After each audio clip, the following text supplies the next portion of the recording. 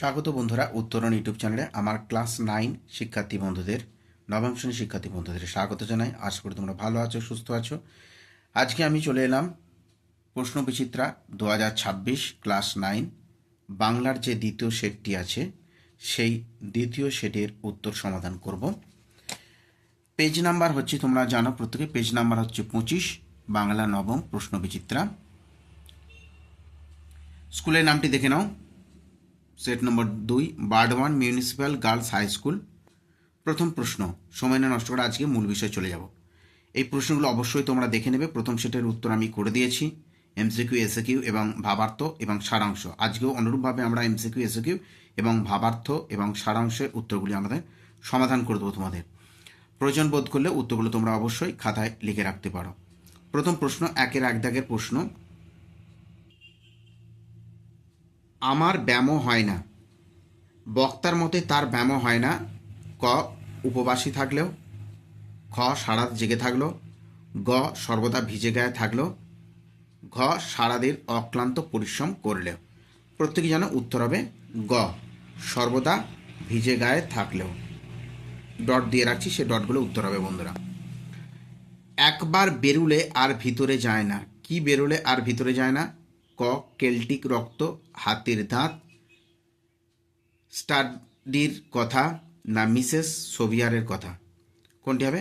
উত্তর হবে হাতির দাঁত, অপশন খ। চলে যাব 1-3, নোটে গাছটি বুড়িয়ে ওঠে কিন্তু মরে না, জুড়োয় না, ফুড়োয় না, না মুড়োয় না? অবশ্যই প্রত্যেকে পারবে, অপশন ঘ, মুড়োয় না। যেগুলো ডট দিয়ে রাখছি সেগুলি উত্তর হবে বন্ধুরা। 1-4, ডট ডট, স্নিগ্ধ গন্ধ ঝরে। ক, রূপসী চুলের বিন্যাস থেকে। আর বাকি অপশনগুলো যেতে হবে না, তোমার প্রত্যেকেই জানা হচ্ছে রূপসীর চুলের বিন্যাস থেকে। 1-5, নতুন আমদানিও বন্ধ করা যাবে না। কি আমদানি বন্ধ করা যাবে না? বিদেশি পোশাক, বিদেশি শব্দ, বিদেশি ওষুধ, না বিদেশি ম্যাগাজিন? অবশ্যই বিদেশি শব্দ, অপশন খ।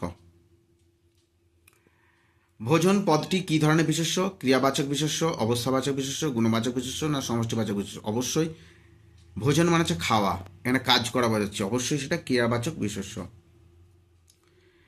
ক্রিয়ার কাল মোট 3 প্রকার, 4 প্রকার, 5 প্রকার, 6 প্রকার? প্রত্যেকেই জানো ক্রিয়ার কাল 3 প্রকার, অপশন ক। 1-8, করভাস কোন জাতীয় পাখির লাতিন নাম? ম্যালিফাউল, গ্রিব, কাক, না হামিং বার্ড? অবশ্যই জানো, অপশন ক, কাক। চলে যাচ্ছি আমরা 2 দাগের প্রশ্নগুলো এবার দেখে নেব, যে কোনো 6টি। নিচের প্রশ্নগুলো অতি সংক্ষেপে উত্তর দাও। মিসেস বুলকে স্বামীজি কি নামে সম্বোধন করতেন? ভিভিআই, খুব গুরুত্বপূর্ণ প্রশ্ন। উত্তরটা দেখিয়ে দেবো বন্ধুরা, দেখে নাও। 2-1 প্রশ্ন, ভালো করে তোমরা দরকার হলে স্ক্রিনশট নিয়ে রাখবে। মিসেস বুলকে স্বামীজি মা বা ধীরা মাতা বলে সম্বোধন করতেন। আবার 2-1 প্রশ্ন বলছি, মিসেস বুলকে স্বামীজি মা বা ধীরা মাতা বলে সম্বোধন করতেন। চলে যাব পরের প্রশ্ন। 2 নম্বর প্রশ্নটা কি বলছে দেখে নাও। তেমনি করেই সূর্য ওঠে বলতে কবি কি বুঝিয়েছেন? 2-2 প্রশ্ন, তেমনি করে সূর্য ওঠে বলতে কবি কি বুঝিয়েছেন? এটা আবহমান থেকে নেওয়া হয়েছে, তোমরা প্রত্যেকে জানো। দেখো উত্তরটি এভাবে লিখবে। আবহমান কবিতায় মানুষের দুঃখ যন্ত্রণা, বাগানের কুন্দ ফুলের হাসি, চিরন্তনতার অনুষঙ্গে সূর্য ওঠার প্রসঙ্গ এনে শৈশবের প্রাকৃতিক অনুষঙ্গগুলির অপরিবর্তনীয়তা বোঝাতে চেয়েছেন। আবহমান কবিতায় মানুষের দুঃখ যন্ত্রণা, বাগানের কুন্দ ফুলের হাসি, চিরন্তনতার অনুষঙ্গে সূর্য ওঠার প্রসঙ্গ এনে শৈশবের প্রাকৃতিক অনুষঙ্গগুলির অপরিবর্তনীয় বোঝাতে চেয়েছেন কবি। চলে যাচ্ছি 2-3 দাগের প্রশ্ন। দারুণ, ভিভিআই সেকেন্ড সেমিস্টারে তোমাদের আসার দ্বিতীয় পর্যায়ক্রমিক মূল্যায়নে আসার সম্ভাবনা প্রবল। প্রশ্নগুলি দ্বিতীয় পর্যায়ক্রমিক মূল্যায়নে আসার সম্ভাবনা প্রবল বন্ধুরা, অবশ্যই দেখে যাও। 2-3 দাগের প্রশ্ন, আমি পাই টের, কে কি টের পান? VVI, VVI. 2-3 দাগের প্রশ্ন, কবি জীবনানন্দ দাশ যখন আকাশে 7টি তারা ফুটে ওঠে তখন বঙ্গ প্রকৃতির প্রাণময় উপস্থিতি টের পান। আবার রিপিট করছি, 2-3 দাগের প্রশ্ন, কবি জীবনানন্দ দাশ যখন আকাশে 7টি তারা ফুটে ওঠে তখন বঙ্গ প্রকৃতির প্রাণময় উপস্থিতি টের পান। চলে যাব 1-4 প্রশ্ন। এর উত্তরটি তোমরা বলবে। কি প্রশ্নটা আমাকে জানাবে কমেন্টে। সিদ্ধ শব্দ কাকে বলে, উদাহরণ দাও। তোমরা জানো শব্দকে দুই ভাগে, একটা হচ্ছে মৌলিক শব্দ বা সিদ্ধ শব্দ, একটা হচ্ছে সাধিত শব্দ। সিদ্ধ শব্দ হচ্ছে যে শব্দগুলি বাংলা ব্যাকরণে যে শব্দগুলিকে ভেঙে বিশ্লেষণ করা যায় না এবং ভাঙলে অর্থপূর্ণ কোনো অংশ পাওয়া যায় না, তাকে সিদ্ধ শব্দ বলে। উদাহরণ মা, বাবা, খাতা, পেন, এগুলোকে ভাঙলে কোনো অর্থ পাওয়া যাবে না। আবার রিপিট করছি, সিদ্ধ শব্দ কাকে বলে, বাংলা ব্যাকরণে যে সমস্ত শব্দগুলিকে ভেঙে বিশ্লেষণ করলে কোনো অর্থ পাওয়া যায় না বা ভাঙলেও কোনো অর্থপূর্ণ অংশ পাওয়া যায় না, তাকে আমরা বলবো সিদ্ধ শব্দ বা মৌলিক শব্দ, যেমন মা, বাবা, খাতা, পেন ইত্যাদি। পরের প্রশ্ন 2-4 হয়ে গেল। 2-5, শঙ্কর দর্শন আলোচনায় কোন ভাষার ব্যবহার স্বাভাবিক হবে?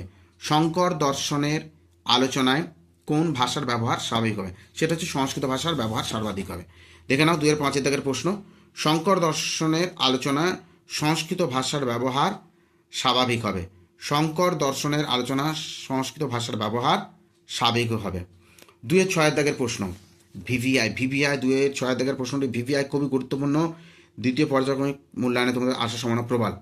মিতা তো এখনও আমাদের বাড়িতে এলো না, রেখাঙ্কিত পদটি পরিচিত। রেখাঙ্কিত পদটি বলতে গেলে তো, তোমরা জানো যে তো, বা, বটে, এই শব্দগুলো থাকলে কি হয়, আলংকারিক অব্যয়। তাহলে কি ধরনের পদ এটা? এটি হচ্ছে আলংকারিক অব্যয়, মনে রাখবে। এটি অব্যয় পদ। সেটা কি ধরনের অব্যয় না আলংকারিক। চলে যাচ্ছি 2-7 প্রশ্ন। অস্ট্রেলিয়ান ম্যালি ফাউলের কোন আশ্চর্য কৌশল জানা আছে? ভিভিআই দেখে নাও উত্তরটা। 2-7 দাগের, অস্ট্রেলিয়ান ম্যালি ফাউল আশ্চর্য উপায়ে তার বাসার ভিতরের তাপমাত্রা 78 ডিগ্রি ফারেনহাইট রাখায় ডিমের তা না দিয়েও ডিম ফোটাতে পারে। এই আশ্চর্যটা তার জানা আছে।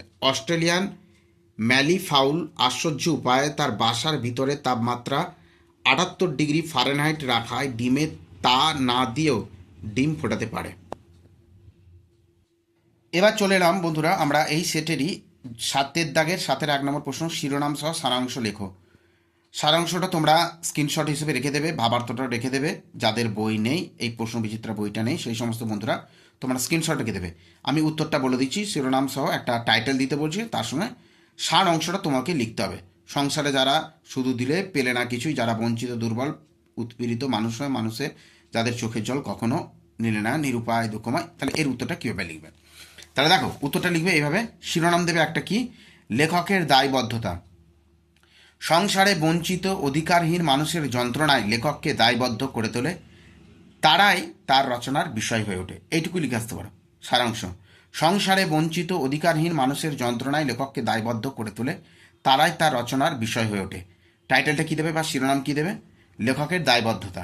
এবার ভাবার্থটা চলে যাচ্ছি। ভাবার্থটা তোমরা জানো, ভাবার্থটা কী দিচ্ছে, দারুণ একটা।